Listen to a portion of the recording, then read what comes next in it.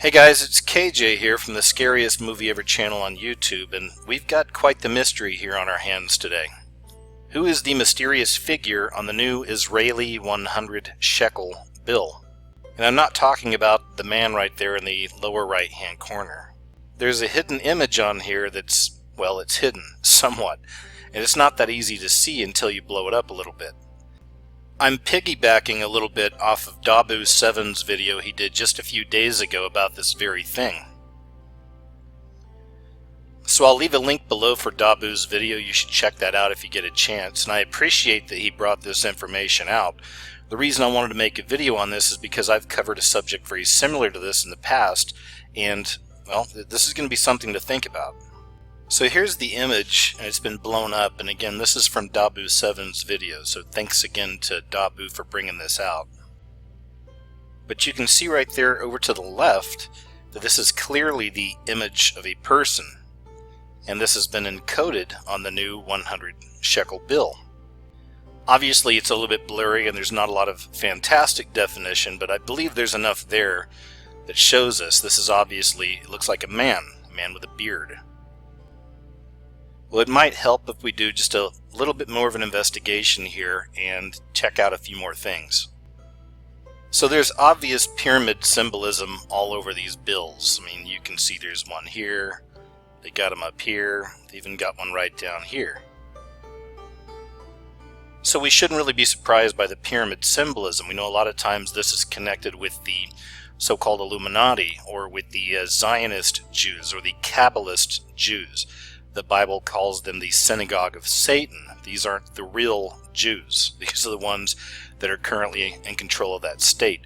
This right here is a sky view of the Supreme Court building. It's located in Jerusalem, and it just so happened to be donated to Israel by Dorothy Rothschild, who was the wife of James Armand Rothschild from the French banking dynasty. So I'd actually covered this in another video. There's tons of Freemasonic, Luciferian symbolism all throughout this building. There's even 33 steps inside.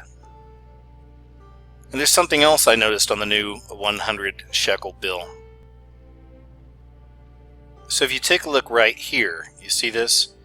When you first lay your eyes on this area right here, what is it you see? When I first saw it, I saw a 111.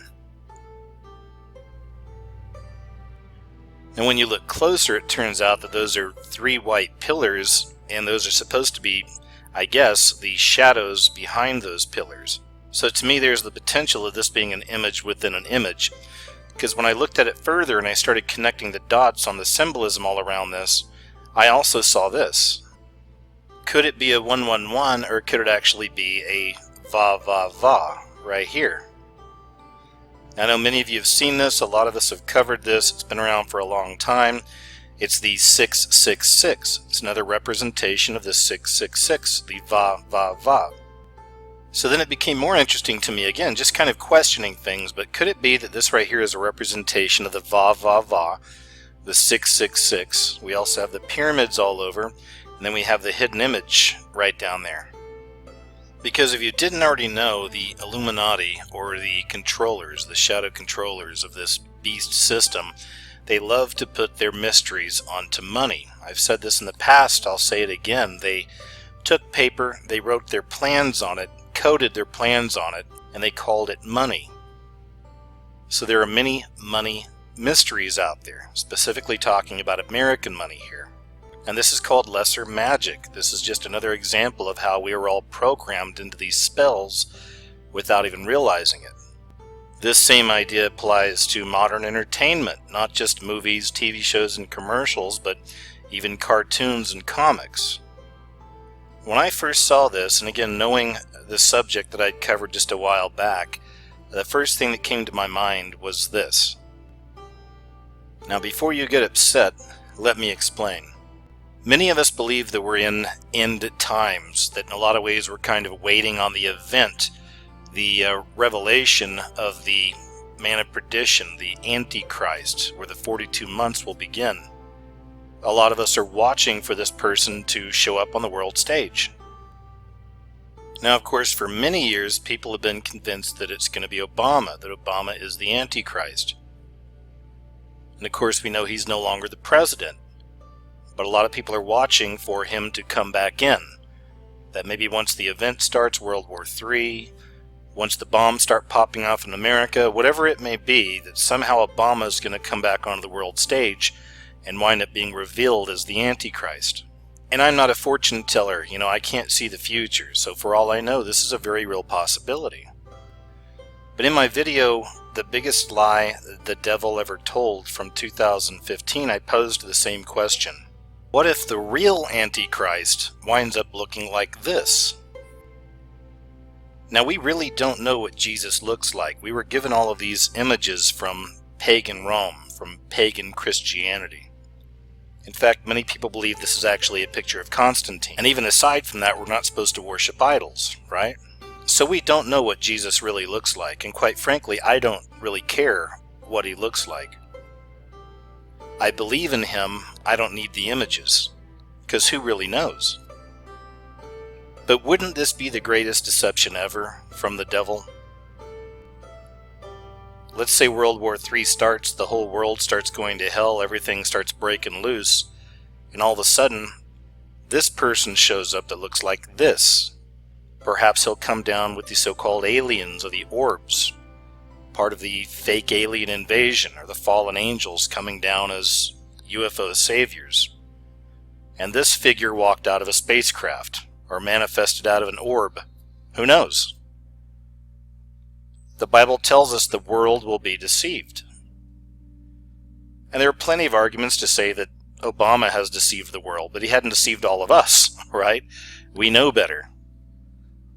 And though he might not be the actual Antichrist, Obama, he certainly has an Antichrist spirit about him.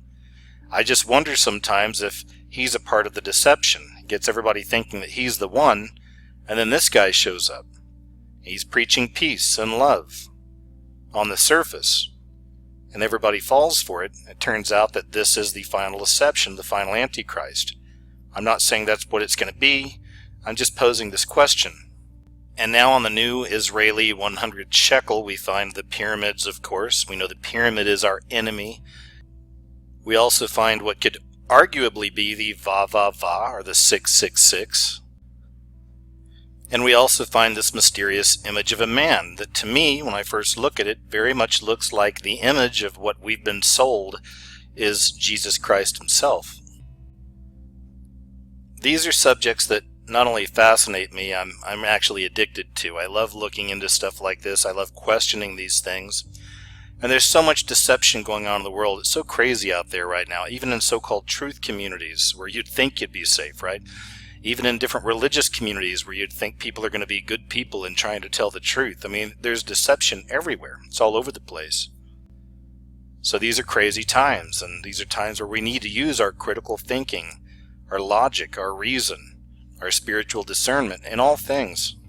So I just wanted to make this video and put that out there as something for us to consider. And I'll be curious to see what your thoughts are below. So thank you very much for checking out the video, guys. I hope you're all doing well. Take care out there, and I'll talk to you a little later.